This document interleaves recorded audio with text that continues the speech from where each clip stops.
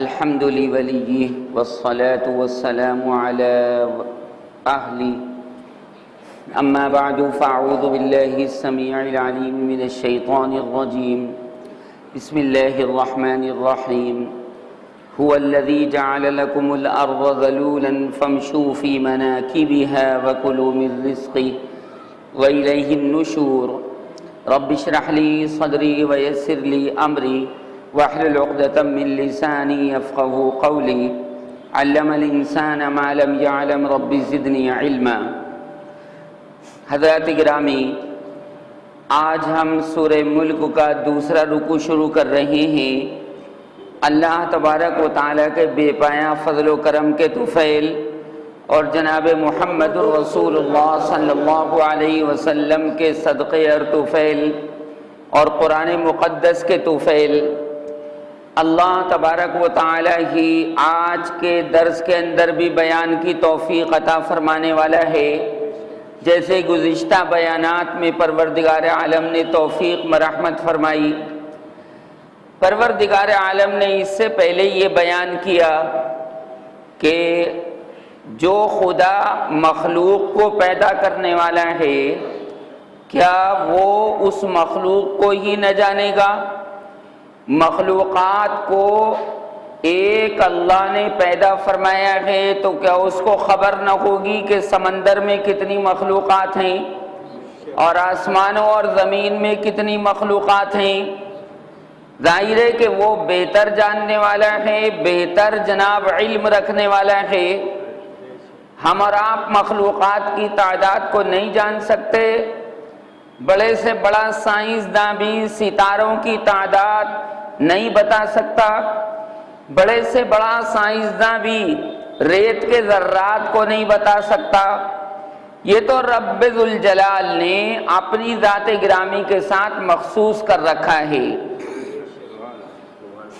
وہ عالم الغیب والشہادہ ہے، وہ علام الغیوب ہے، اور ساتھ میں رب ذوالجلال یہ بھی فرما چکا ہے کہ قال انی اعلم ما لا تعلمون، جو میں جانتا ہوں تم نہیں جانتے۔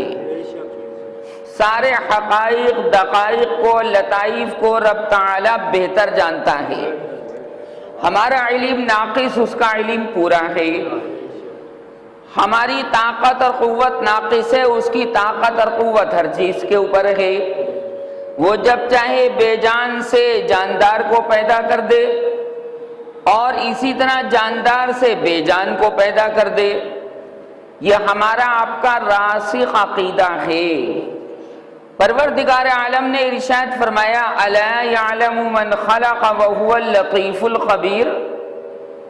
پروردگار عالم اپنی مخلوقات کو کیوں نہیں جانے گا؟ اس لیے کہ وہ لطیف بھی ہے، خبیر بھی ہے۔ لطیف کے معنی باریک سے باریک چیز کو جاننے والا، لطیف کے معنی غیر محسوس طریقے سے تمام چیزوں کو جاننے والا۔ ہمیں احساس بھی نہیں ہوتا اور اللہ تبارک و تعالی ہمارے ساتھ ہوتا ہے۔ قرآن پاک میں فرمایا گیا 28ویں پارے میں سورہ مجادلہ کا دوسرا رکوع، أَلَمْ تَرَ أَنَّ اللَّهَ يَعْلَمُ مَا فِي السَّمَاوَاتِ وَمَا فِي الْأَرْضِ مَا يَكُونُ مِن نَّجْوَى ثَلَاثَةٍ إِلَّا هُوَ رَابِعُهُمْ وَلَا خَمْسَةٍ إِلَّا هُوَ سَادِسُهُمْ وَلَا أَدْنَىٰ مِن ذَلِكَ وَلَا أَكْبَرَ إِلَّا هُوَ مَعَهُمْ۔ پروردگار عالم نے ارشاد فرمایا ہے، کیا تم اس بات کو جانتے نہیں؟ یعنی جاننا چاہیے اس بات کو ذہن و دماغ میں جمال و مضبوطی کے ساتھ، متانت کے ساتھ، کہ رب تعالی تمام آسمانوں کی تمام چیزوں کو جانتا ہے، تمام زمینوں کی تمام چیزوں کو جانتا ہے، کیونکہ پیدا تو اس نے ہی کیا ہے۔ اور ساتھ میں یاد رکھو، اگر تم میں سے کوئی 3 آدمی کہیں بات کر رہی ہوں تو چوتھا خدا ہوتا ہے، اور اگر 4 آدمی مل کر، 4 عورتیں مل کر، 4 خواتین مل کر بات کر رہی ہوں تو 5واں وہاں اللہ تبارک و تعالی موجود رہتا ہے۔ اسی طرح اگر 5 آدمی مل کر کوئی گفتگو کر رہے ہیں، آہستہ کریں یا زور سے کریں، کانا پھوسی کریں، سرگوشی کریں، چپکے چپکے باتیں کریں، تو چھٹا اللہ تبارک و تعالی ہوتا ہے۔ تم یہ مت سمجھنا کہ ہم تم سے غافل ہیں، کیونکہ ہماری شان تو ہے انہ بکل شیء بصیر، ہر چیز اس کی نگرانی میں ہے اور ہر چیز اس کی جانکاری کے اندر موجود ہے۔ تو ہم دیکھو تمہاری باریک بات کو بھی جانتے ہیں، اور ہم دیکھو تمہاری ظاہری اور عیاں بات کو بھی جانتے ہیں، تمہارے ظاہر کو بھی اور باطن کو بھی، لہذا ہم سے ہوشیار رہنا۔ اللہ تعالیٰ یہی بات ہم سے اور آپ سے چاہتا بھی ہے مسلمانوں، کہ رب تعالیٰ کا یہ یقین ذہن و دماغ کے اندر بچھا لو کہ پروردگار عالم ہمارے ساتھ ہے، اور ساتھ ہونے کے بہت سے مطلب نکل سکتے ہیں۔ اللہ تعالیٰ ہمارے ساتھ ہے یعنی ہمیں دیکھتا ہے، پروردگار عالم ہمارے ساتھ ہے یعنی ہماری گفتگو سنتا ہے، پروردگار عالم ہمارے ساتھ ہے یعنی ہماری کمزوری کو طاقت سے بدل دیتا ہے، رب تعالی ہمارے ساتھ ہے یعنی ہماری حفاظت کر رہا ہے، اللہ تبارک و تعالی ہمارے ساتھ ہے، مجبوریوں کو جناب مسائل کے حل سے تبدیل کر رہا ہے، اللہ تبارک و تعالی ہمارے ساتھ ہیں تو ہماری جان کی بھی حفاظت کر رہا ہے، مال کی بھی حفاظت کر رہا ہے، گھر کی بھی حفاظت کر رہا ہے، جائیداد باغات کی بھی حفاظت کر رہا ہے، بال بچوں کی بھی حفاظت کر رہا ہے، اور بیوی کی بھی حفاظت کر رہا ہے۔ جب اللہ تبارک و تعالیٰ کے ساتھ ہونے کا یقین ہوگا تو نہ جنگل میں گھبراؤ گے، نہ ٹرین میں بیٹھ کر گھبراؤ گے، نہ ہوائی جہاز میں بیٹھ کر گھبراؤ گے۔ اور یہ کہ پروردگار عالم ہمارے ساتھ شفقت اور مہربانی کا معاملہ فرماتا ہے۔ ہمارے ہاں ایک ولی ایسے گزرے ہیں کہ اپنی تمام عمر کے اندر توجہ 90 سال کی عمر ہوئی، کتنے؟ 90 سال کی عمر ہوئی، اور 90 سال تک وہ برابر اپنی وعظوں میں، اپنی تقاریر میں، اپنے بیانات میں اللہ تبارک و تعالیٰ کی رحمت ہی کا ذکر کرتے تھے۔ جہاں بیان ہوتا رحمت کے اوپر ہوتا، جہاں بیان ہوتا رحمت کے اوپر ہوتا۔ اب رحمت کے اللہ تبارک و تعالیٰ کی رحمت کے مختلف انداز ہیں، مختلف طریقے ہیں، مختلف صورتیں ہیں، مختلف شکلیں ہیں۔ تو 90 سال لگاتار پروردگار عالم کی رحمت کا بیان کیا تاکہ پبلک، سننے والے سامعین اور سننے والی سامعات عورتیں اللہ تعالیٰ کی رحمت کی جانب نظر رکھتے ہوئے اس سے محبت کریں اور محبت کی لائن سے اللہ تبارک و تعالیٰ تک پہنچیں، کیونکہ خوف کے ذریعے سے جو آدمی گناہوں کو چھوڑتا ہے اس میں وہ بات نہیں جو یہ سمجھ کر چھوڑے کہ اللہ تعالیٰ کو کیا منہ دکھاؤں گا۔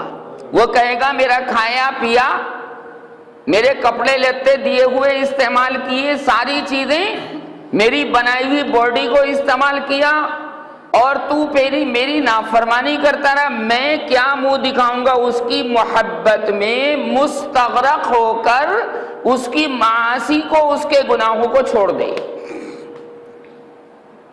تو 90 سال تک کائے کا بیان کیا؟ رحمت کا بیان کیا۔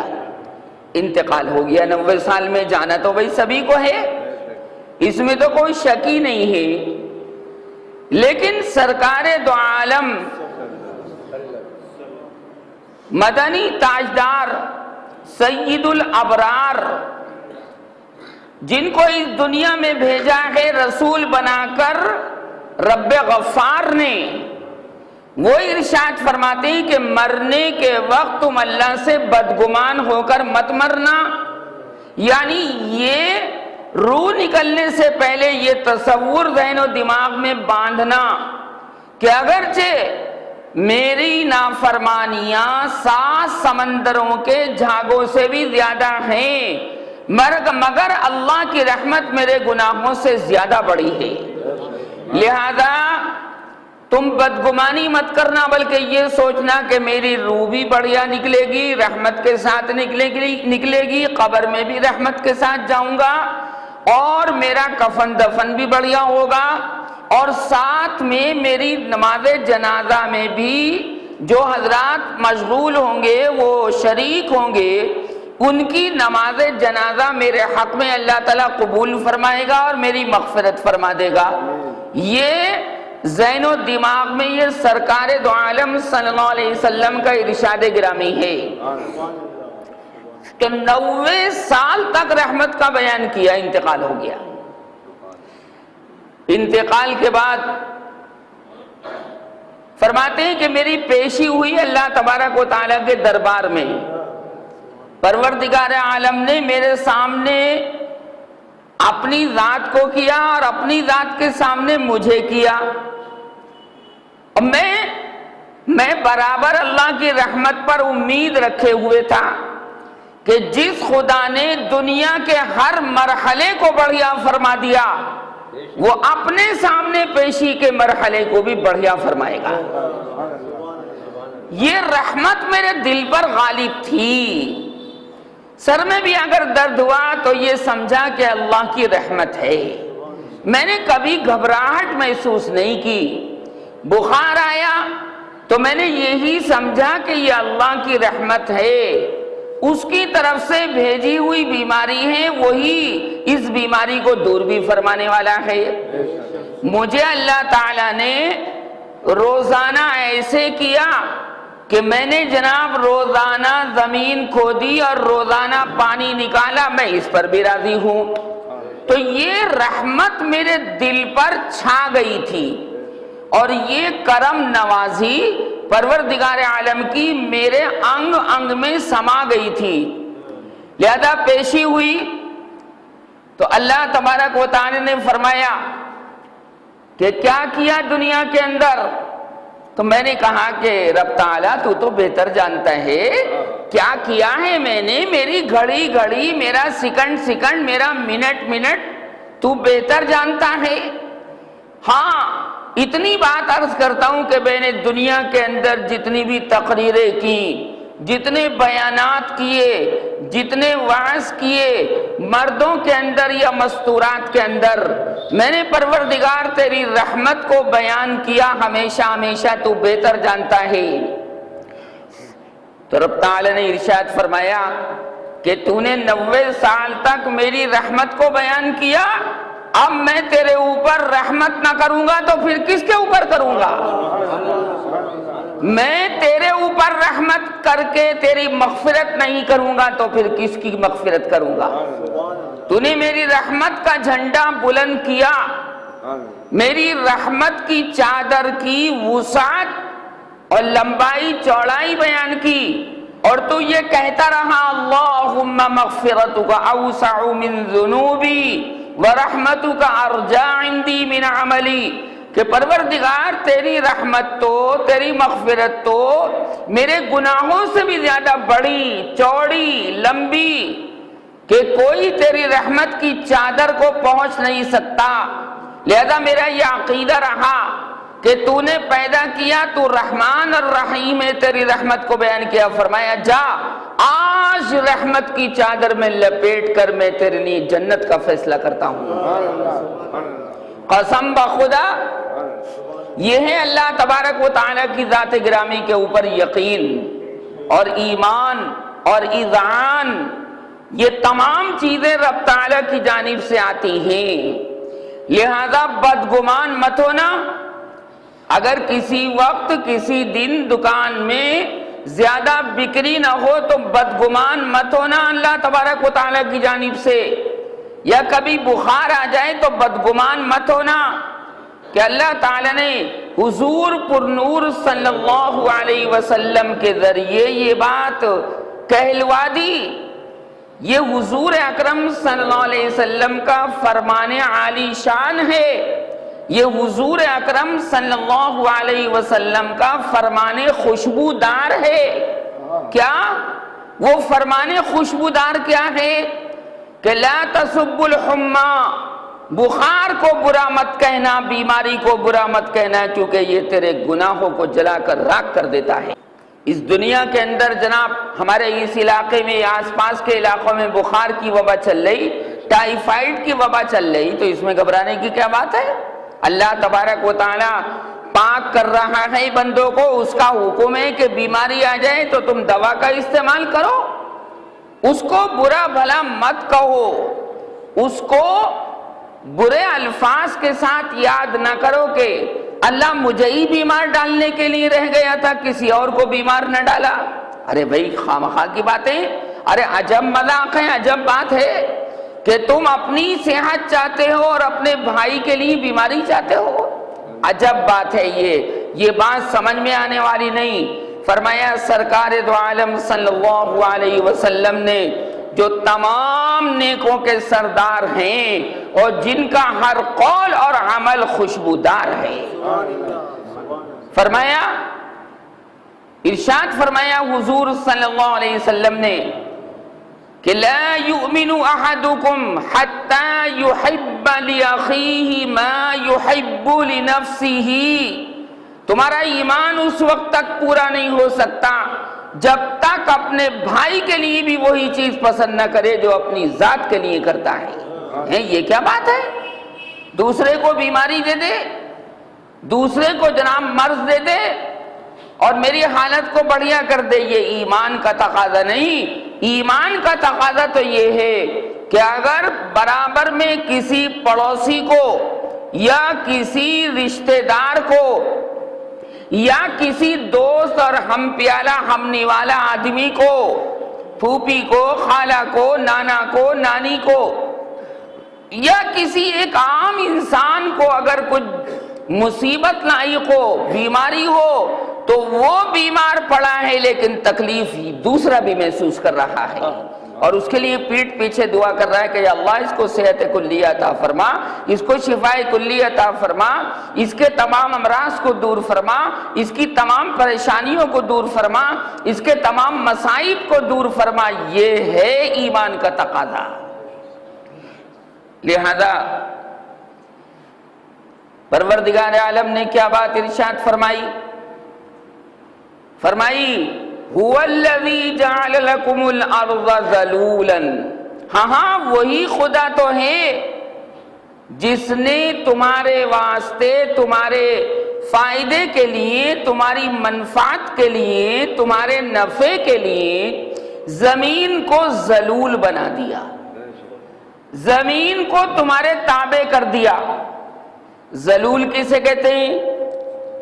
زال لام واو لام، ذلول فعول کے وزن پر، ذلول بنا دیا زمین کو، یعنی جب تم زمین کو کھودنا چاہتے ہو تو کھود لیتے ہو، تو صاحب ایسے ہی ہوتا ہے کہ نہیں؟ اور جب تم زمین کے اوپر بھاری بھرکم ٹرک لے کر جانا چاہتے ہو تو وہ اپنی چھاتی کو تمہارے لیے پھیلا دیتی ہے۔ بھاری سے بھاری گاڑی، ٹرین، ٹرک، اسی طرح بوجھ جب تم زمین کے اوپر لے جانا چاہتے ہو تو وہ انکار نہیں کرتی، کھودنے سے کھد جاتی ہے اور بوجھ لے کر چلنے والے کو منع نہیں کرتی۔ یہی تو ہے ہمارے ہاں۔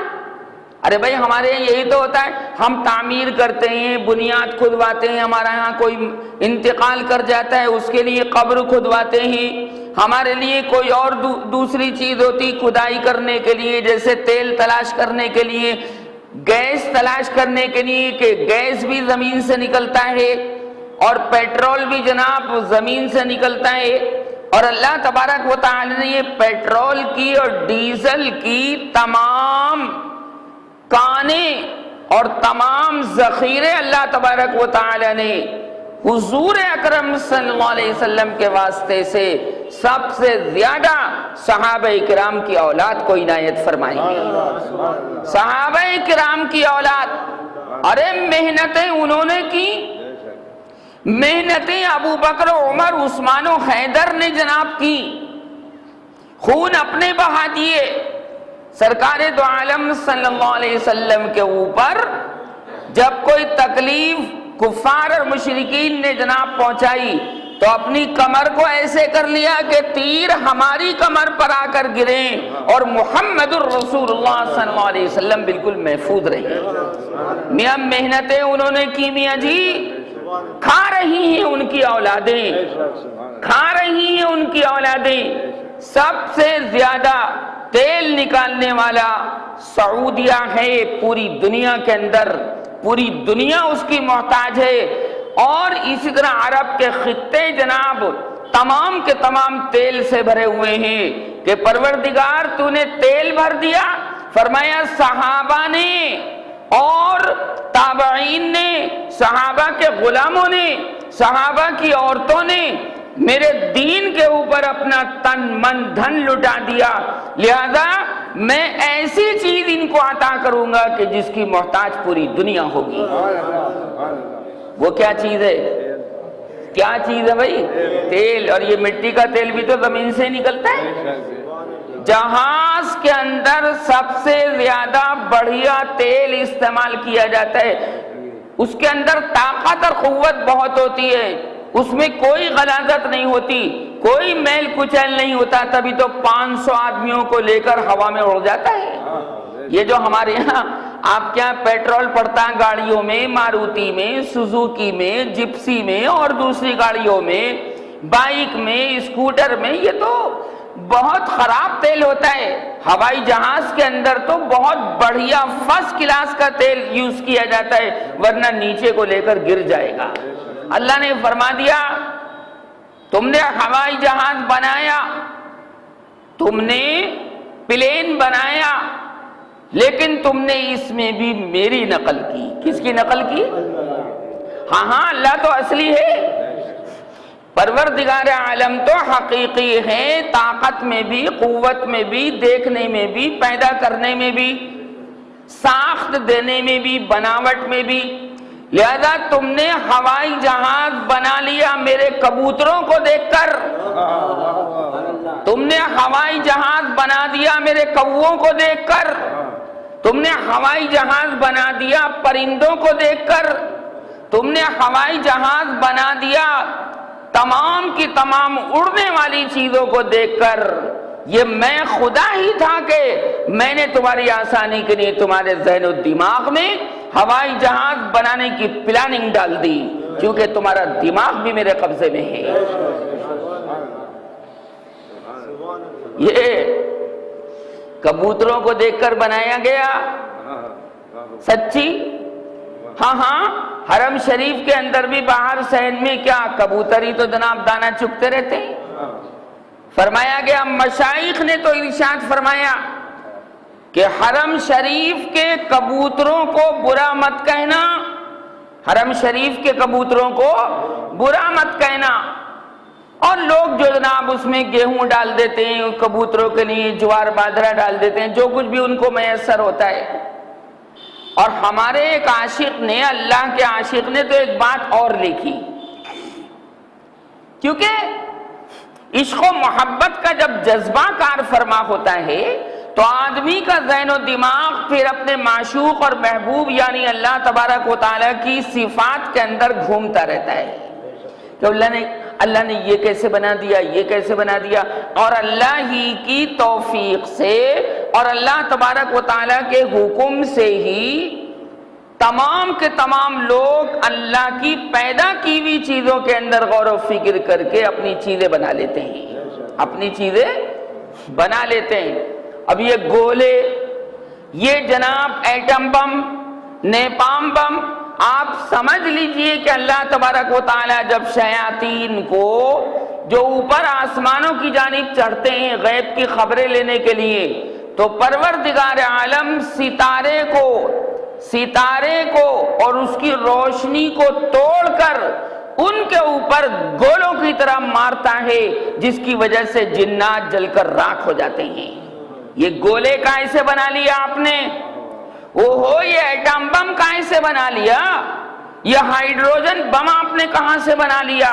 یہ اللہ تبارک و تعالی نے پہلے ہی جناب قرآن پاک میں وضاحت فرما دی والسماء والطارق وما ادراک ما الطارق النجم الثاقب، یہ نجم ثاقب ہے، پھینک کر مارا جاتا ہے اللہ تبارک و تعالیٰ کی جانب سے کہ ہٹو، بالکل ہٹو یہاں سے، یہاں آنے کی ضرورت نہیں، جیسے کہ سورہ جن کے اندر بھی بیان کیا گیا کہ میں ہم تو آسمانوں پر چڑھتے ہیں لیکن فوراً کوئی روشن ستارہ ہمارے اوپر مار دیا جاتا ہے، اس کا ذرا سارا حصہ جناب اللہ تبارک و تعالیٰ مار دیتا ہے، تو لہذا اس کی آگ جو ہے ان جنات کو جلا کر بھسم کر دیتی ہے۔ علامہ جلال الدین سیوطی نے ارشاد فرمایا کہ جنات کے اندر وہ تارا چھید کر دیتا ہے، سوراخ کر دیتا ہے، جس کی وجہ سے وہ لوٹ کر واپس آ جاتے ہیں۔ اور کیوں ایسا کیوں کرتا ہے اللہ تبارک و تعالیٰ؟ اس لیے بتا دوں اندر کی بات کس لیے یا نہ بتاؤں یہ کیوں کرتا ہے؟ پہلے انبیاء کے زمانے میں ایسا نہیں تھا، پہلے نبیوں کے زمانے میں ایسا نہیں تھا، انبیاء سابقین کے زمانے میں ایسا نہیں تھا۔ جب جنات چاہتے تھے آسمانوں پر چلے جاتے تھے، ان کے اندر طاقت اور قوت ہے، لیکن اب داخلہ ان کا ممنوع ہے، اب کوئی خبیث شیطان اوپر نہیں چڑھ سکتا۔ کیوں نہیں چڑھ سکتا؟ فرما دیا اللہ تبارک و تعالی نے کہ یہ دور میرے محبوب محمد الرسول اللہ کا دور ہے، مجال نہیں کہ کوئی آدمی چڑھے، کوئی جناب جن چڑھے، یہ محمد الرسول اللہ کا زمانہ ہے اور قیامت تک چلتا رہے گا۔ اگر آؤ گے تو میرے قرآن کی توہین ہو جائے گی، چونکہ قرآن پاک میں نے آسمان سے نازل کیا، اور فرما دیا کہ اگر تمہارے اندر سے کوئی جن آسمان پر آئے گا اور قرآن کریم کو مجھے نازل کرنا ہے تو کفار اور مشرکین یہ کہہ دیں گے کہ یہ اصلی اللہ کا کلام نہیں، یہ تو جناب جنات کا ملایا ہوا کلام ہے۔ اللہ نے فرمایا کہ میرے محمد کے آنے کے بعد اور میرے محمد کی رسالت اور نبوت کے بعد کسی جن اور شیطان کی مجال نہیں ہے کہ وہ آسمان پر آ جائے اور میرے قرآن میں گڈمٹ کر دے۔ نہیں، میں نے کہہ دیا اب تمہیں آنا نہیں ہے، کیونکہ میرا نور محمدی چمک اٹھا ہے۔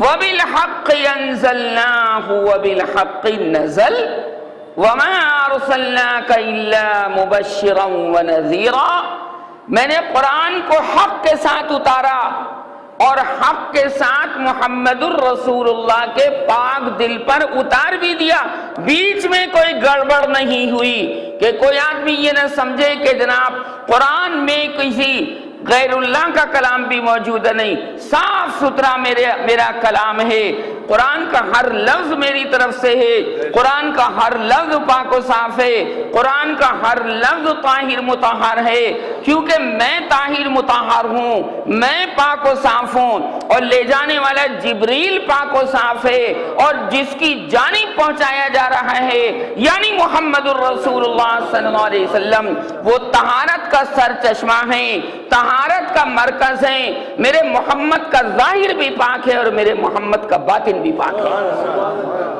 کئی پاکیاں ملا دی ہیں میں نے۔ شیطان تو گندا ہے، یہ اس کے اندر خلط ملط کر سکتا ہے۔ دنیا کی طاقتیں، طاغوتی طاقتیں آج اس قرآن کو بدلنے کے اوپر قادر نہیں، کوشش ضرور کرتے ہیں، لیکن اللہ کی کسٹڈی میں ہے، اللہ کی حفاظت میں ہے، کیونکہ محمد الرسول اللہ آج بھی دنیا سے پردہ فرمانے کے بعد آج بھی اور قیامت تک بھی حفاظت خدا میں ہے۔ ان کے روضہ اقدس کی اللہ حفاظت کر رہا ہے، ان کی قبر اطہر کی اللہ تبارک و تعالی حفاظت کر رہا ہے، اور 70,000 فرشتے روزانہ سرکار کے روضہ اقدس پر درود و سلام پڑھنے کے لیے آتے ہیں، اور پھر جو 70,000 صبح کو آئے جناب شام کو دوسرے آ جاتے ہیں، جن 70,000 کا نمبر صبح میں آ گیا قیامت تک کبھی آنے والا نہیں ہے۔ اتنے فرشتے، اتنے ملائکہ، اللہ اکبر۔ حدیث میں فرمایا گیا سرکار دو عالم صلی اللہ علیہ وسلم کی زبانی کہ جو فرشتہ ایک مرتبہ میری قبر پر آ گیا، میری روضہ اقدس پر آ گیا، قیامت تک درود و سلام پڑھنے کے لیے پھر اس کا نمبر نہیں آئے گا۔ درود و سلام کیا کثیر جناب رحمت اور سلامتی کی فضائیں کہ نورانی فرشتے سرکار دو عالم رحمت دو عالم اور نبی مجسم نبی مکرم جن کی آواز میں ہے اثر پیہم، وہ بار بار آتے ہیں، لگاتار آتے ہیں اور کنٹینیوٹی ان کے آنے کے اندر رہتی ہے، ان کے اندر شر کا مادہ نہیں، فرشتوں کے اندر خیر ہی خیر ہے، توجہ، خیر ہی خیر ہے، بھلائی بھلائی ہے، لہذا اور وہ نور سے پیدا ہیں۔ یہ فرشتے کبھی غلطی نہیں کرتے، نافرمانی نہیں کرتے، کیونکہ شر کا مادہ ان کے اندر موجود ہی نہیں، تو نافرمانی کیسے کریں گے؟ لہذا ان نورانی پاکیزہ طاہر مطہر مقدس مبجل فرشتوں کے ذریعے اللہ تبارک و تعالی پاک درود و سلام نازل کر رہا ہے، اشارہ کر رہا ہے کہ میرا محمد بچپن میں بھی پاک تھا اور آج بھی پاک ہے اور قیامت تک پاک و صاف رہے گا اور ہمیشہ ہمیشہ پاک و صاف رہے گا، اور جو اس پاک محمد کے قریب آ جائے گا میرا محمد پاک محمد اس کو بھی پاک بنا دے گا۔ سچی ایمان سے بالکل سچ مچ آپ سے عرض کر رہا ہوں۔ لہذا اب تو ہمارے امروہہ کے اندر بھی عجیب و غریب مسئلہ چل پڑا۔ رمضان میں ابھی جو رمضان گئے اس سے پچھلا رمضان ایک بیان کرنے والے نے بیان کیا کہ نعت شریف پڑھنا جائز نہیں ہے۔ توبہ توبہ، سمجھ رہے ہیں جعفری صاحب؟ کہنے لگے کہ محمد صلی اللہ علیہ وسلم کی تعریف کرنا جائز نہیں ہے۔ اوہو عجب مذاق ہے بھائی، ارے جس محمد نے ہمیں اللہ کی پہچان کروائی اس کی تعریف کرنا جائز نہیں ہوگی تو پھر کس کی تعریف ہوگی؟ عجیب و غریب بات ہے۔ حضور ہم اللہ تعالیٰ کو کیا جانتے؟ بولو، ہم نماز پڑھنا کیسے جانتے اگر حضور نہ سکھلاتے صلوات اللہ وسلامہ علیہ؟ وہ تو ایک صاحب نے فون کر دیا، مجھے بتا دیا اور اتنا ڈانٹا میں نے پکڑ کے اس آدمی کو، میں نے کہا جب جاہل آدمی، کس جاہل آدمی کو کرسی پر بٹھا دیا؟ کس جاہل آدمی کو جناب بیان کرنے کے لیے بٹھا دیا؟ ابے قرآن کا ایک ایک لفظ حضور کی تعریف ہے۔ اللہ 7 آسمانوں کے اوپر سے حضور کی نعت پڑھ رہا ہے، اور اے جاہلو تم لوگ نبی کریم صلی اللہ علیہ وسلم کو ان کے مرتبے سے گھٹا رہے ہو۔ ابے جس کی تعریف خدا کرے 7 آسمانوں کے اوپر سے جنت کی ساری حوریں حضور کی تعریف کرتی ہیں، سارے ملائکہ فرشتے زمین کے ہوں یا آسمان کے ہوں، سرکار دو عالم رحمت مجسم مدنی تاجدار تمام ابراروں کے سردار، اور سردار بھی کیسے؟ اثردار، سردار بھی کیسے؟ اثردار، کہ جن کی محبت ان کا چرچا سارے عالم کے اندر جناب ہو رہا ہے، 7 آسمانوں کے اوپر ہو رہا ہے، اور خود اللہ تعالیٰ چھوڑیے سب کو، خود اللہ تعالیٰ درود و سلام حضور پر بھیجتا ہے۔ کیا باتیں کر رہے ہیں آپ؟ کیا عجب مذاق کی باتیں! جس کو چاہا کرسی پر، جس جاہل کو چاہا کرسی پر بٹھا دیا بیان کرنے کے لیے، نہ وہ قرآن جانتا ہے، نہ اس کی اعوذ باللہ بسم اللہ صحیح ہے، نہ جناب قرآن کو صحیح طور سے پڑھ سکتا ہے، پبلک کے اندر انتشار پھیلا رہا ہے۔ ہمارا کام مسلمانوں، ہمارا کام پبلک کے اندر جوڑ پیدا کرنا ہے، توڑ پیدا کرنا نہیں ہے۔ عجب بات ہے، میں تو کہتا ہوں کہ سرکار دو عالم صلی اللہ علیہ وسلم کی ذات پر سارے فرقے جمع ہیں، کوئی حضور صلی اللہ علیہ وسلم کی تعریف کرنے سے منع نہیں کر سکتا۔ اور تو اور سرکار کی موجودگی میں مسجد نبوی کے اندر حضور اکرم صلی اللہ علیہ وسلم کے حکم سے مسجد نبوی میں پاک مسجد کے اندر پاک نبی کی موجودگی میں پاک نبی جب تشریف فرما ہے اور پاک لوگوں کا یعنی پاک صحابہ اکرام کا مجمع ہے، وہاں حضور اکرم صلی اللہ علیہ وسلم ممبر بچھواتے ہیں اور ممبر بچھوا کر حضرت حسان ابن ثابت رضی اللہ تعالیٰ عنہ کو حکم دیتے ہیں کہ کفار نے اور مشرکین نے اے حسان میری برائی بیان کی ہے، تو اس ممبر رسول پر کھڑے ہو کر میرے پاک ممبر پر کھڑے ہو کر میری تعریف بیان کر۔ جبریل تیرا مددگار ہے،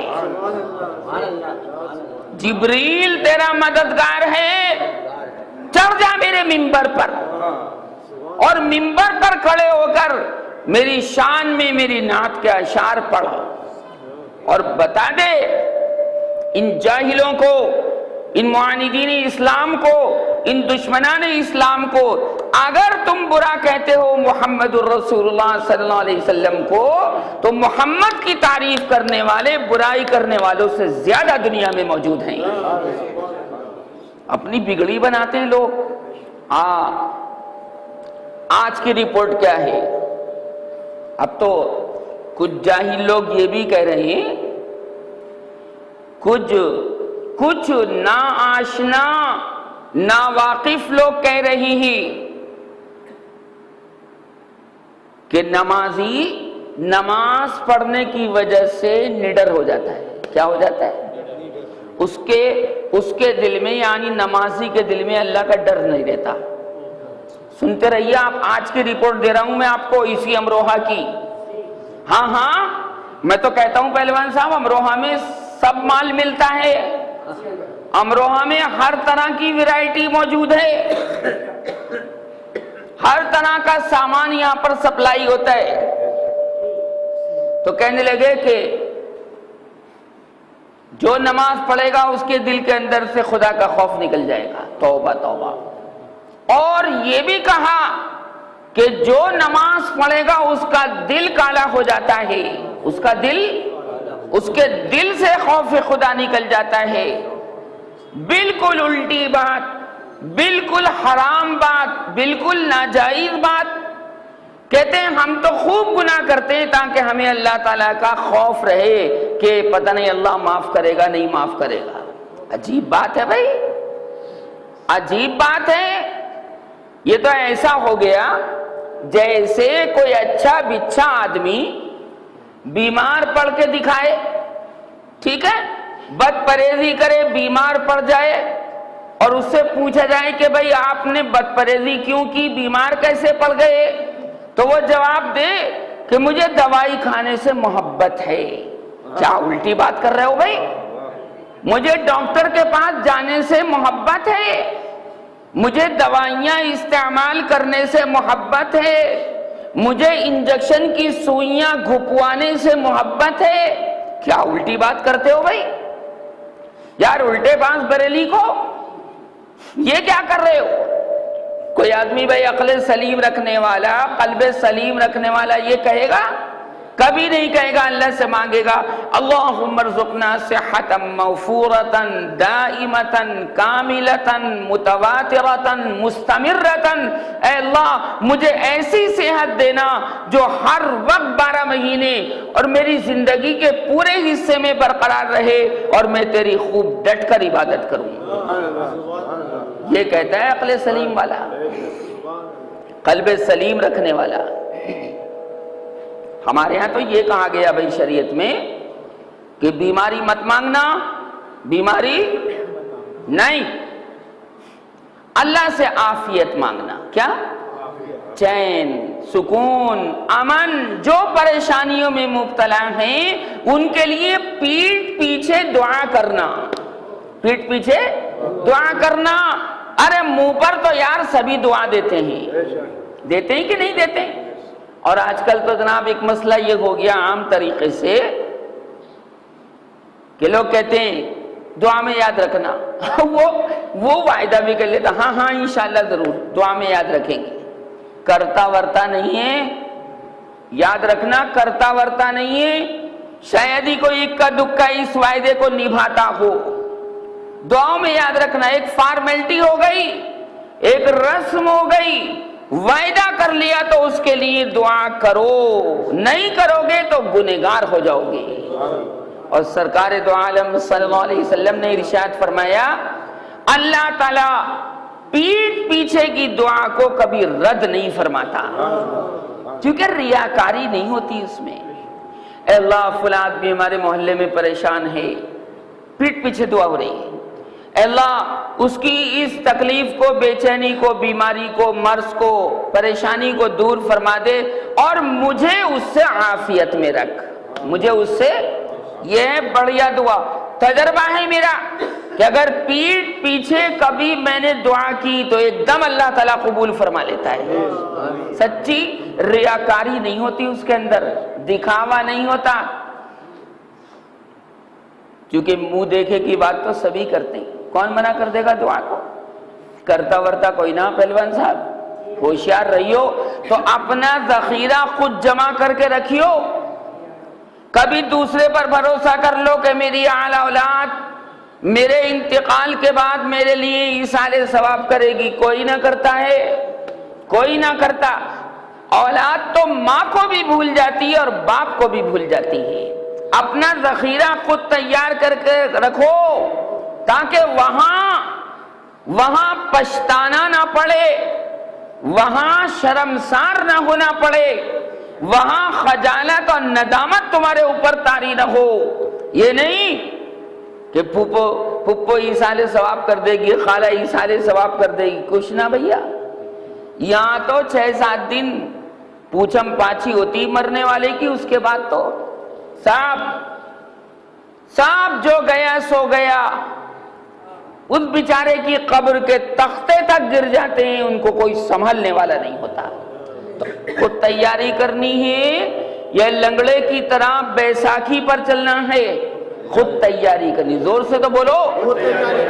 ہاں اتنی بات یاد رکھنا، خود نمازوں کا ڈھیر، روزوں کا ڈھیر، اسی طرح ذکر اللہ کا ڈھیر ایک انبار اپنے نامہ اعمال میں جمع کر لینا، تو یہ کام دے گا۔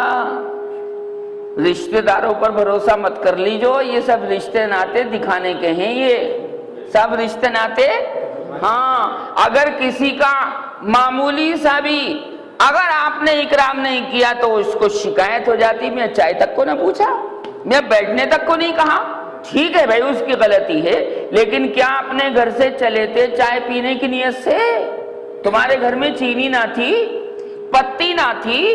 جیسے بہت سے لوگوں کو دعوتوں میں جانے کا بہت شوق ہوتا ہے، بہت شوق ہوتا ہے دعوتوں میں، نان گوشت ملے گا، بریانی ملے گی، متنجن ملے گا، پلاؤ ملے گا، آئس کریم ملے گی، تھمس اپ ملے گا، 7 اپ ملے گا، پیپسی ملے گی اور یار کافی ملے گی۔ کیا عجب بات ہے بھائی، کیا عجب بات ہے، عجب مذاق ہے۔ ارے بھلا تو بھائی اپنے گھر سے ہوتا ہے، بھلا ارے یہ دعوتیں کوئی روزانہ، اچھا روزانہ اگر دوپہر کو بھی دعوت کھا لی، نان گوشت کھا لیا اور اس کے بعد رات کو بھی کھا لیا تو پیٹ خراب ہوگا کہ نہیں؟ ہوگا کہ نہیں؟ جتنا مسالہ آپ اس کے اندر ڈالیں گے اتنے آپ بیمار پڑیں گے۔ ہمیشہ یاد رکھو سرکار کی سنت سنیہ، سرکار کی سنت جاریہ یہ رہی محمد الرسول اللہ صلی اللہ علیہ وسلم کی کہ شوربے کو پتلا رکھو، شوربے کو۔ تو یار بوٹی بوٹی دکھائی دیتی ہے، میرا تو خیر کم جانا ہوتا ہے، آپ حضرات بہتر جانتے ہوں گے، بوٹی بوٹی اور تار ہی تار، روغن روغن اس کے اندر ہوتا ہے۔ ہمارے تو بچپن میں پتلا شوربہ بنتا تھا، اب تو کہیں کہیں خال بھولووں کا شوربہ کہلاتا ہے۔ نہیں بھائی ایک تار کا شوربہ رکھو، مسالے کم ڈالو، اس میں آپ کا پیسہ بھی بچے گا، صحت بھی برقرار رہے گی۔ شوربہ پتلا رکھو، گوشت میں گلاوٹ رکھو پوری، تاکہ پڑوسی کے گھر بھی بھجوایا جا سکے۔ سرکار نے تو ارشاد فرمایا صلی اللہ علیہ وسلم، لا یؤمن احدکم، تم میں سے کوئی مومن کامل نہیں ہو سکتا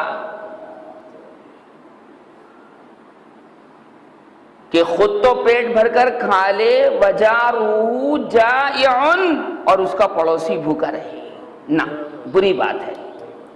تم اللہ کی مخلوق کا خیال رکھو گے، اللہ تمہارا خیال رکھے گا۔ اب مصیبت یہ ہے میرے بھائیوں کہ جتنا جتنا آدمی مالدار ہوتا جاتا ہے اتنا اتنا کنجوسی اس کی بڑھتی جاتی ہے۔ لوگ ہوتے ہیں، یہ تو اللہ کے حبیب محمد الرسول اللہ صلی اللہ علیہ وسلم کا اعلیٰ بالا کردار تھا، اونچا کردار، کہ جس کو کہیں روٹی نہ ملے وہ محمد کے دسترخوان سے آ کر کھائے۔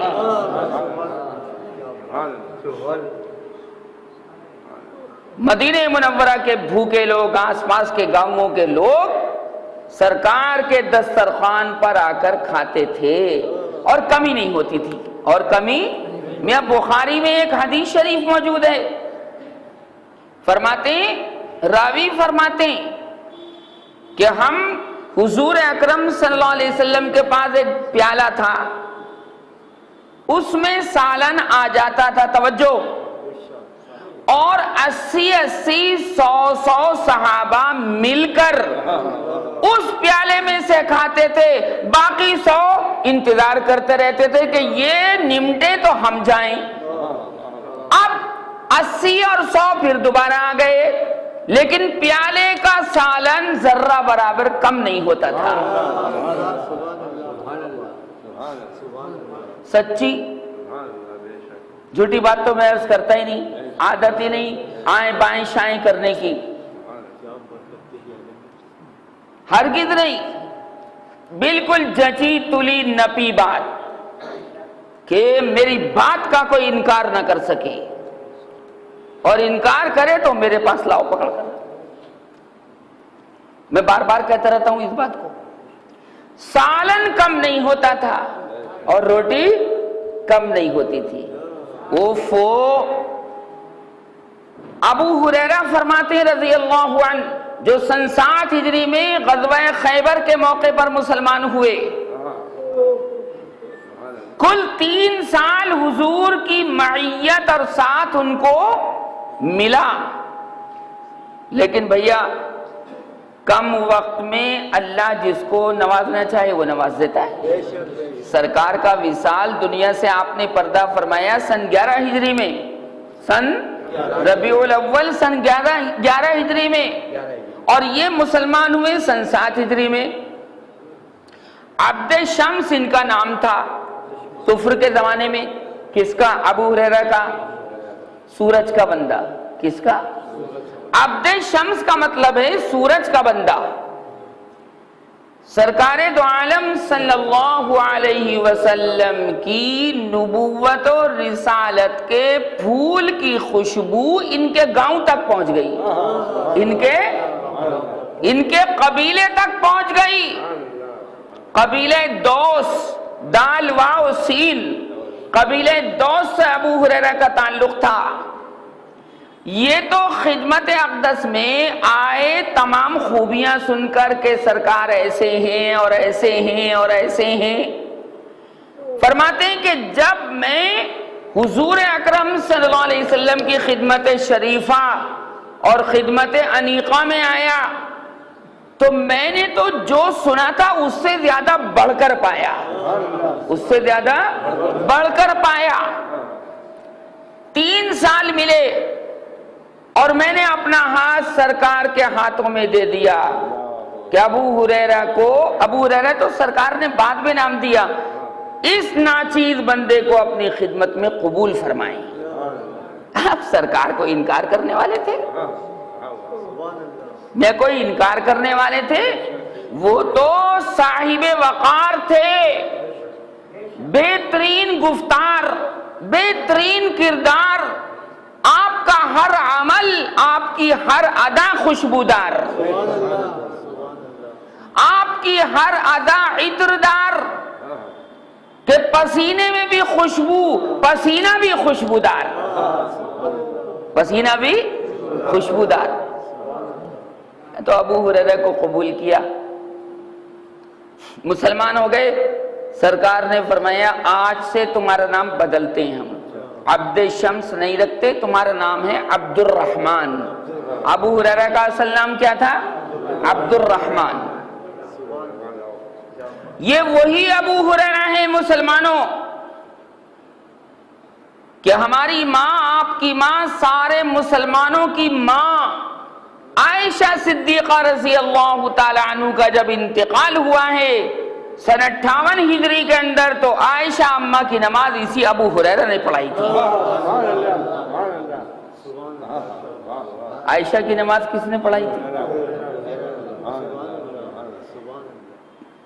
ارے بھائی یہ رتبہ بلند ملا جس کو مل گیا، یہ رتبہ بلند ملا جس کو مل گیا. ہر مدعی کے واسطے دار و رسن کہاں، ہر دعوے دار کے واسطے یہ کہاں کہ اللہ کے لیے قربان ہے. اما عائشہ بھی سمجھتی تھی کہ ابو ہریرہ ہے، ہر وقت لگا رہتا ہے محمد الرسول اللہ صلی اللہ علیہ وسلم کے ساتھ، اور اپنے سینے کے اندر آپ کے قول کو، آپ کے عمل کو، آپ کی تمام چیزوں کو محفوظ کر لیتا ہے اور محفوظ کر کے امت تک پہنچاتا ہے. سب سے زیادہ روایتیں کس سے ہیں؟ بولو بھائی کس سے ہیں؟ اور سرکار کو بھی بڑی محبت ہو گئی تھی. او ہو جب ادھر سے محبت تو ادھر سے بھی محبت. ارے میرے نبی، آپ کے نبی، ساری کائنات کے نبی، نبیوں کے نبی، رسولوں کے رسول، آخری پیغمبر، لاڈلے پیغمبر کے جن کا چرچا سمندروں کی مچھلیوں تک کے اندر ہے، جن کا چرچا ہر آسمان کے اندر ہے، اور جن کی بارگاہ کا غلام جبریل جیسا فرشتہ ہے.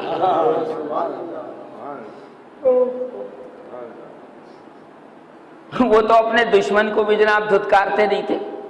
کیوں بھائی؟ دشمنوں کے ساتھ کیسا سلوک کیا، اچھا ہے یا برا؟ بہت بڑھیا. احسن، اجود، الیق، اطیب، ارحم، کیا کیا چیز میں آپ کے سامنے بیان کروں، کیا کیا صفات بیان کروں. ہم رسول اللہ صلی اللہ علیہ وسلم کی صفات حسنہ اور اخلاق حمیدہ کو بیان کرنے پر قادر نہیں تو پھر اس اللہ کی شان کیسے بیان کر سکتے ہیں؟ میں نے کہا سرکار نے تو اپنے دشمنوں کے اوپر بھی رحم کیا.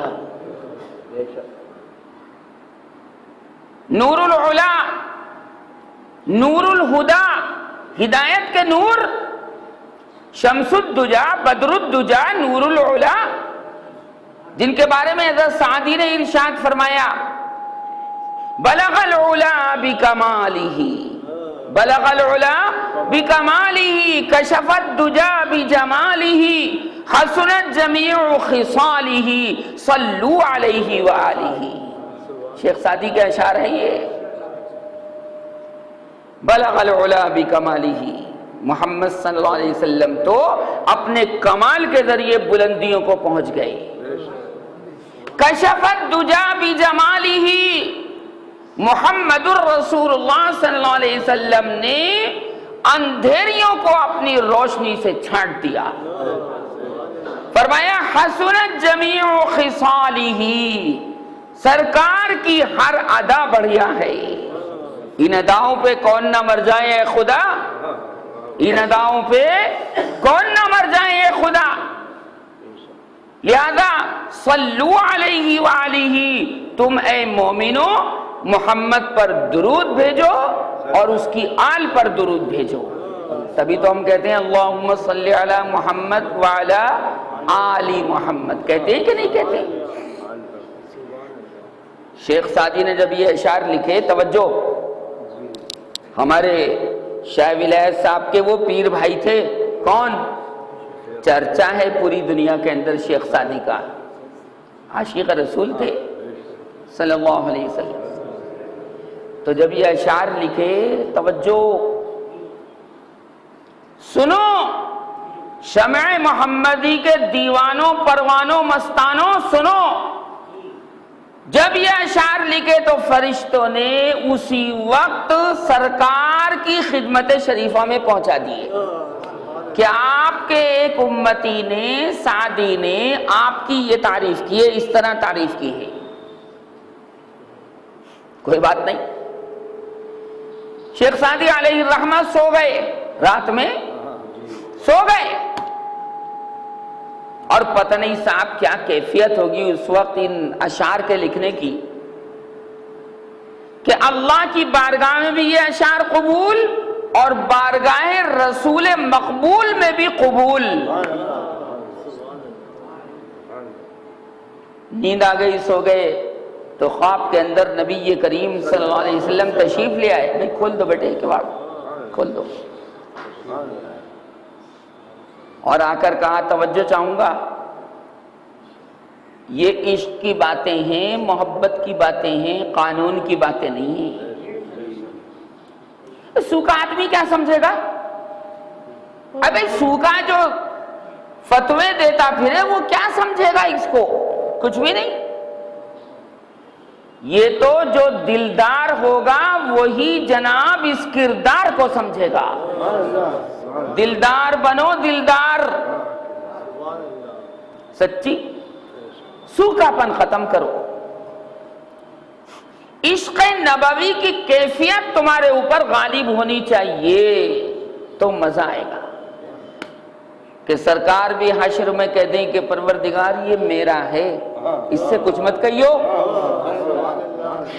اس سے کچھ مت کہنا، پروردگار یہ میرا ہے، میرا۔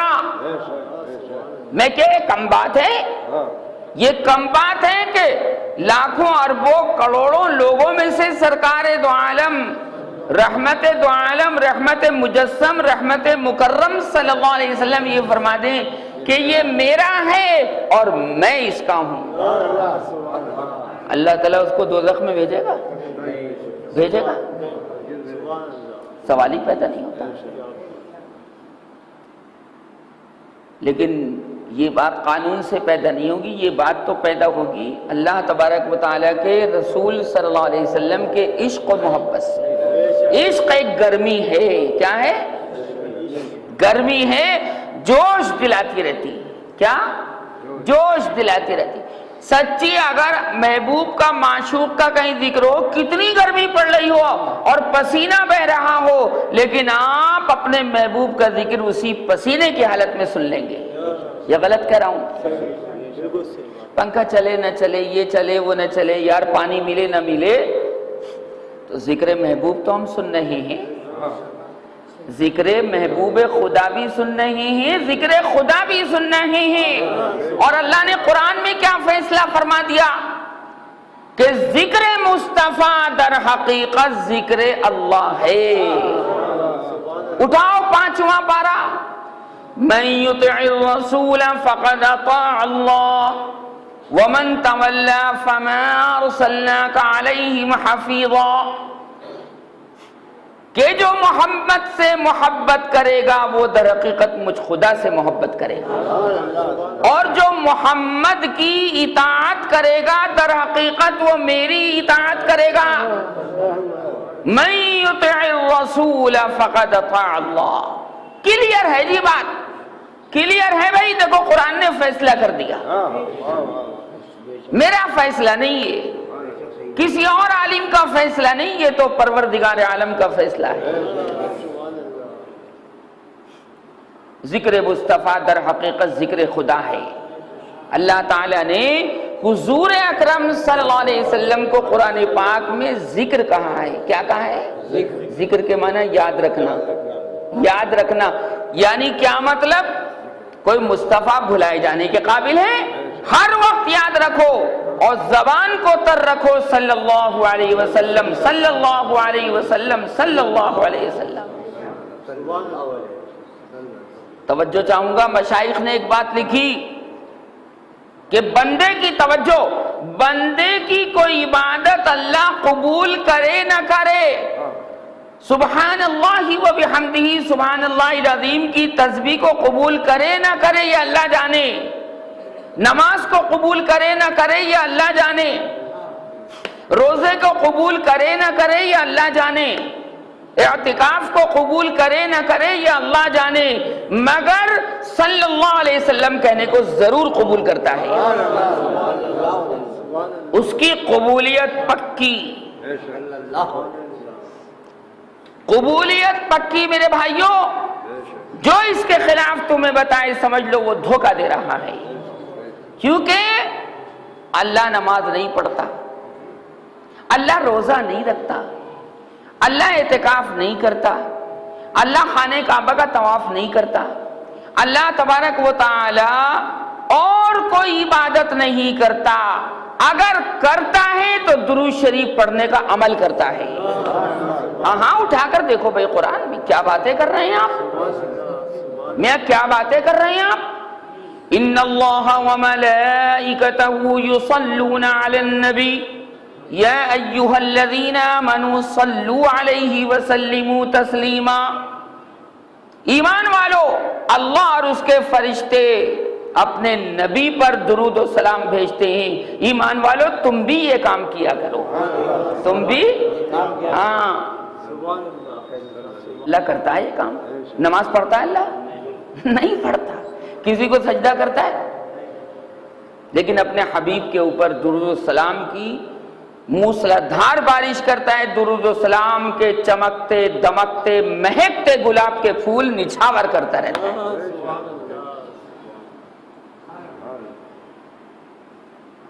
یہ پھول نچھاور کرتا رہتا ہے۔ سرکار نے آ کر اسی خدا سے جوڑا، توجہ، کس سے جوڑا؟ کائے کے واسطے آئے تھے؟ بتوں سے جوڑنے کے لیے، اللہ سے جوڑنے کے لیے؟ اللہ سے جوڑنے کے لیے، اللہ تبارک و تعالی کی توحید سے جوڑنے کے لیے۔ اللہ تعالی نے فرمایا کہ اے محمد تو نے بندوں کو مجھ سے جوڑا، اے محمد میں ساری مخلوقات کو تجھ سے جوڑ دوں گا۔ کیا باتیں کر رہے ہیں آپ، عجب مذاق ہے جاہلوں کی طرف سے۔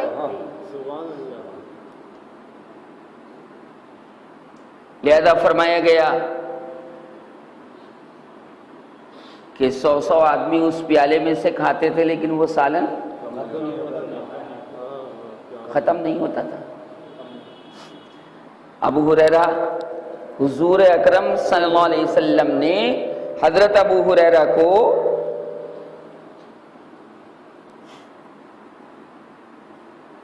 چند کھجوریں دی۔ کیا دی؟ انہوں نے ان کھجوروں کو اپنی ہمیانی میں، ہمیانی کا مطلب تھیلی، فارسی میں تھیلی کو ہمیانی بولتے ہیں، اس میں رکھ لی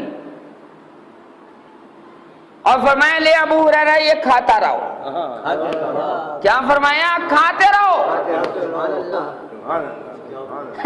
ابو ہریرہ فرماتے ہیں سالوں تک وہ تھیلی میرے پاس رہی اور میں صبح دوپہر شام اس میں سے کھجوریں کھاتا رہا، پر کھجوریں ختم نہیں ہوتی تھی۔ یہ ہے دست رسول، یہ ہے دست نبی، یہ ہے دست حبیب خدا۔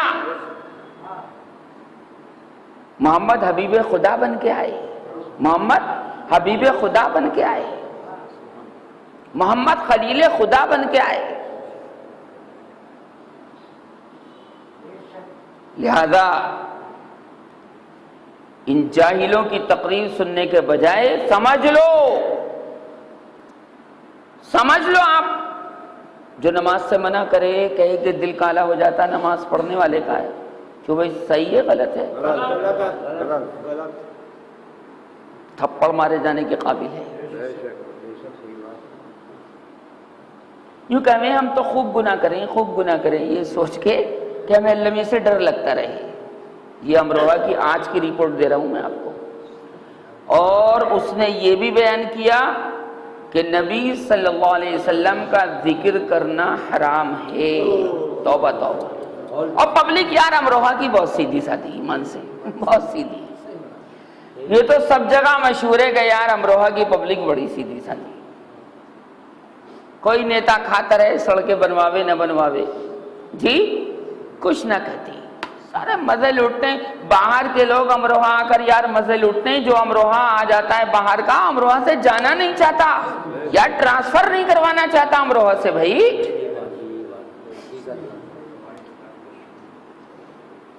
ہے ریت عاشقوں کی تن من لٹانا، ہے ریت عاشقوں کی تن من لٹانا، رونا رونا ستم سہنا دل سے نیاز کرنا، دل سے اپنے محبوب کے سامنے بھائی دل جھکا دیا۔ دیکھو آج بھی جا کر مدینہ منورہ میں دیکھو کتنی بھیڑ ہے، کتنے لوگ رو رہے ہیں روضہ اقدس کے اوپر۔ لہذا اللہ نے فرمایا کہ ہم نے زمین کو تمہارے لیے ذلول بنا دیا، کھودنا چاہو کھود جائے، بھاری بھرکم وزن لے جانا چاہو تو نیچے کو نہ دبے، نیچے کو، کیونکہ بھیا اگر اتنی بھاری بھرکم ریل گاڑی جو پٹری پر چل رہی ہے اگر زمین دھس جائے تو پھر تو ریل گاڑی لوٹ جائے گی۔ انہوں نے کہا اپنی چھاتیوں پر تمہاری گاڑی کو لے کر چلتی ہے، منع نہیں کرتی، منع نہیں کرتی۔ اور تو اور تمہارے مردوں کو اپنی آغوش میں لے کر کتوں سے، کووں سے، چیلوں سے، گدھوں سے، پھاڑ کھانے والے جانوروں سے بچاتی ہے۔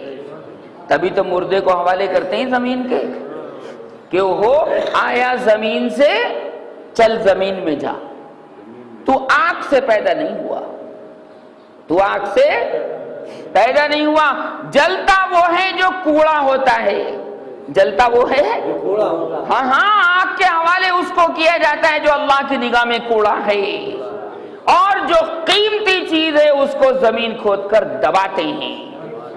کیوں بھائی ہمارے بہت سے لوگ یہاں بیٹھے ہیں، جب بینک نہیں تھے تو اشرفیاں سونے کی برتن میں بھر کر زمین میں گاڑتے تھے کہ نہیں؟ بولو بھائی گاڑتے تھے؟ کیوں گاڑتے تھے بھائی بتاؤ؟ قیمتی چیز تھی، سچی، ایک ایمان والا، ایک اللہ اللہ کرنے والا دنیا کی تمام چیزوں سے بہتر ہے کہ اگر ایک بھی باقی رہے گا تو یہ نظام سارا ایسے ہی چلتا رہے گا، اور ایک بھی نہ رہے گا تو اللہ اس نظام کو دھرم برم کر دے گا کہ جب میرا نام لینے والا ہی کوئی نہ رہا تو ہم اس کو باقی رکھ کے کروں کیا؟ مومن بہت قیمتی ہے، مومن بہت قیمتی ہے، مسلم بہت قیمتی ہے۔ سب جگہ پوری دنیا میں کفر کا چرچا ہو جائے، اللہ تبارک و تعالیٰ پھر اس دنیا کو باقی رکھ کے کرے گا کیا؟ مومن تو وہ ہے کہ جو مالداروں کے گھروں پہ نہ جائے، کنڈی کھٹکھٹا کر ان کے محلوں کا اور ان کی کوٹھیوں کا سائل اور مانگنے والا نہ بنے۔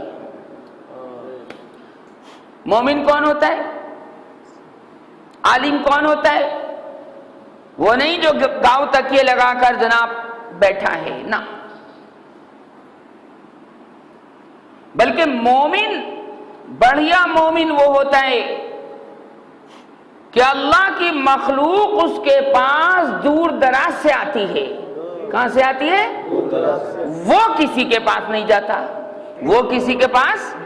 علامہ اقبال نے کیا بڑھیا بات کہی، کافر کی یہ پہچان کہ آفاق میں گم ہے، آفاق کے معنی دنیا جہاں، ذرا سمجھنا اس شعر کو، کافر کی یہ پہچان کہ آفاق میں گم ہے، مومن کی یہ پہچان کہ گم اس میں ہے آفاق،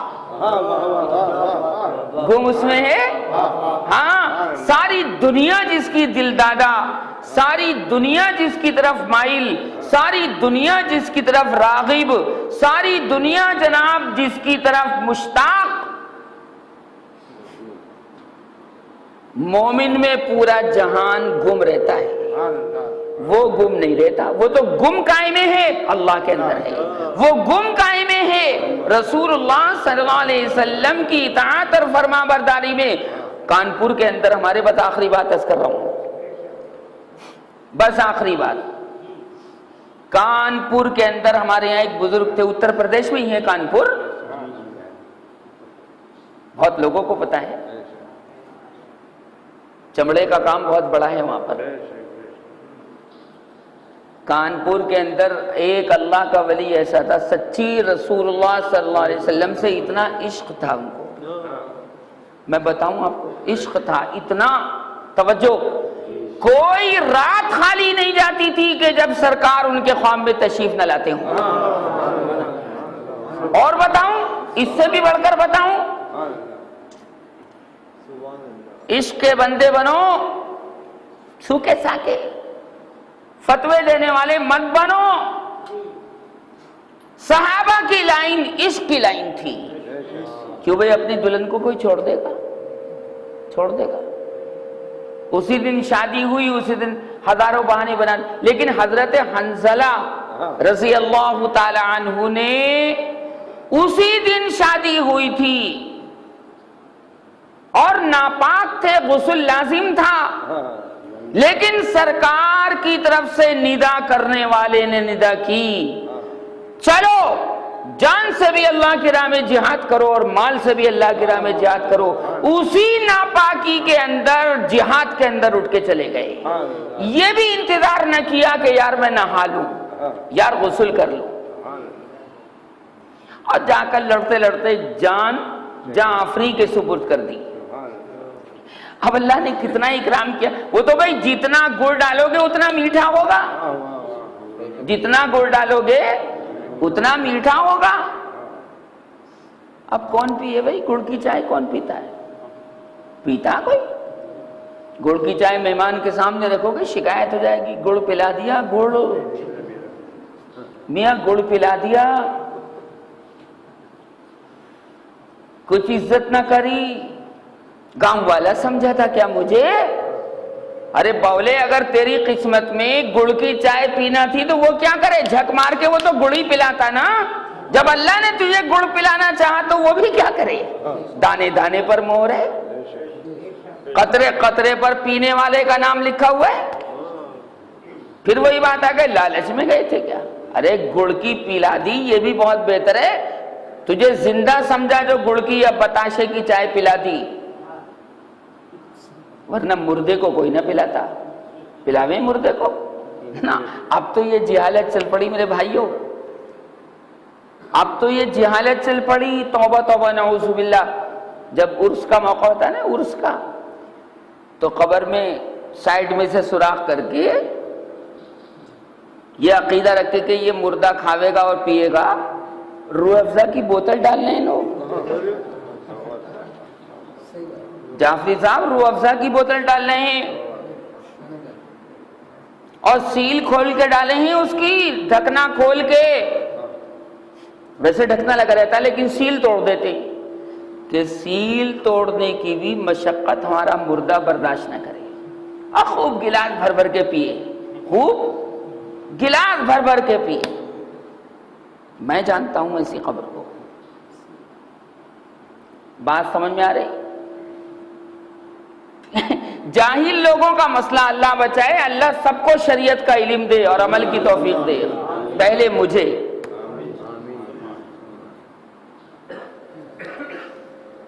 سوم کے موقع پر، تیجے کے موقع پر، کیا آپ صاحب فلاں کا تیجا ہے، فلاں کا سوم ہے؟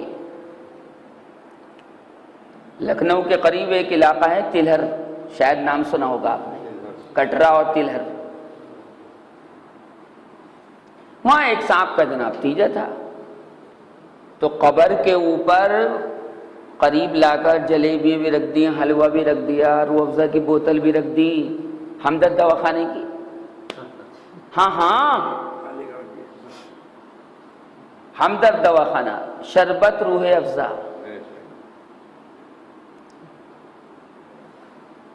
کچھ بتاشے بھی رکھ دیے، چائے بھی رکھ دی، دودھ بھی رکھ دیا، تھا سپریٹ کا وہ دودھ، کائے کا تھا؟ انہوں نے کہا یار آج کل تو مردہ بھی یار بہت خرچ کرواتا، بہت خرچ کرواتا، تم خرچ کرتے ہو ورنہ شریعت تو کچھ نہیں کہتی۔ شریعت تو کہتی کہیں سے بھی قرآن شریف پڑھو اور اپنے مردے کو بخش دو. قرآن اللہ کے نزدیک بہت بڑا مقبول کلام ہے، اس کا کلام ہے، وہ اپنے کلام کو زیادہ پسند کرے گا یا تمہارے بتاشوں کو زیادہ پسند کرے گا؟ بے شک صحیح بات. اور ساتھ میں چلم بھر کے حقہ بھی رکھ دیا. چلم بھر کے، سچی بات عرض کر رہا ہوں یہ، ارے بڑے بڑے جاہل پڑے دنیا کے پردے اور سمجھتے ہیں کہ ہمیں بہت کچھ آتا ہے، ہمیں بہت کچھ آتا ہے. ابھی ہم نے کہا یہ حقہ کیوں رکھا بھائی؟ کہ جی یہ مردہ جو تھا زندگی میں حقہ پیتا تھا.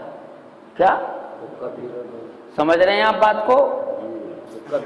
ہم نے کہا کہ یہ سبھی شوق پورے کر رہے ہیں تو یہ چلم بھر کے بھی حقہ، اور انتقال سے پہلے یہ حقہ ہی پی رہا تھا. انتقال سے پہلے ہم نے سوچا کہ بھئی یہ شوق بھی اس کا پورا کروا دیں. ارے باولے کہیں کے، آپ یہ دیکھیے چلم کے اندر آگ کے انگارے ہوتے ہیں، آگ کے انگارے ہوتے ہیں. ہم تو یہ دعا کر رہے ہیں یار یہ باہر سے کہ اللہ اس کو انگاروں سے بچائیے، آگ کے انگاروں سے بچائیے، آگ کے شعلوں سے بچائیے، سڑے ہوئے سے بچ کے ادھر کو آئیے. ہم تو یہ دعا کر رہے ہیں اور یہ چلم رکھ رہے ہیں کہ یہاں اندر رکھیں گے. میں چلم میں کیا برف ہوتا ہے یا کوئلے ہوتے ہیں بھائی؟ آگ کے کوئلے ہوتے ہیں بھائی، یہ تو سبھی سمجھتے ہیں یار. پہلے زمانے میں تو یہ مجلسوں کی زینت تھا یہ حقہ.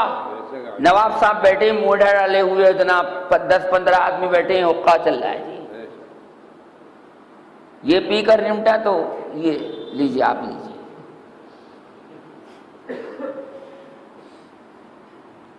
مسلمانوں کے اندر تعلیم کی بہت کمی ہے، اس لیے تو میرے بھائیوں یہ پروگرام کیا جاتا ہے تاکہ کچھ تو پلے پڑے. جتنا بھی ہم کر سکتے ہیں قرآن سنائیں، قرآن کے راستے پر آپ کو لائیں اور خود بھی برقرار رہیں، کیونکہ میں زیادہ محتاج ہوں. آپ حضرات مجھ سے بہت اچھے، میں کلیئر کہتا ہوں اس بات کو. اس لیے یہ مجلس جو ہے اللہ تعالیٰ کی توفیق سے منعقد ہوتی. اور جو ہمارے پرانے آنے والے آدمی، یہ 8واں سال ہے اس پروگرام کو، ذی الحجہ کے موسم میں، ماشاءاللہ وہ بہت کچھ معلومات ان کو ہو گئی، بہت کچھ علم حاصل ہو گیا، نالج ہو گئی بہت زیادہ کہ اچھا قرآن میں یہ بھی ہے، اچھا یہ بھی ہے، یہ بھی ہے. آپ تشریف لائیں پابندی سے، عشاء کی نماز یہیں پر پڑھیں تاکہ بیان آپ کو پورا سننے کو ملے. اللہ تعالیٰ مجھے بھی عمل کی توفیق ارزانی فرمائے اور آپ حضرات کو بھی. وآخر دعوانا ان الحمدللہ رب العالمین. پور کے وہ جو بات تھی تو کوئی رات ایسی نہیں جاتی تھی کہ جب دیدار رسول نہ ہو. اور تو اور اتنا زبردست عشق رسول تھا ان کا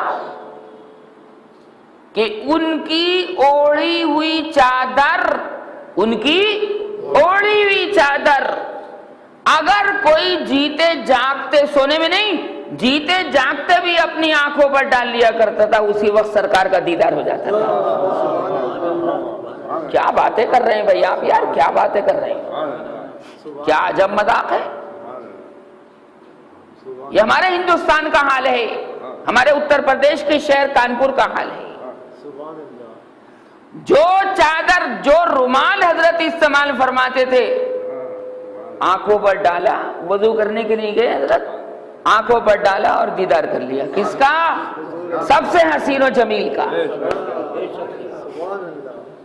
یا صاحب الجمال و یا سید البشر من وجهك المنیر لقد نور القمر لا يمكن الثناء كما كان حقه بعد از خدا. بزرگ تو یہ قصہ مختصر. حضور آپ کی شان کیا بیان کروں، اللہ کے بعد بس آپ ہی کا نمبر ہے، اس سے زیادہ میں کچھ نہیں کہہ سکتا. شکریہ ادا کریں. اللہم لک الحمد ولک الشکر، اللہم لک الحمد ولک الشکر، اللہم لک الحمد ولک الشکر.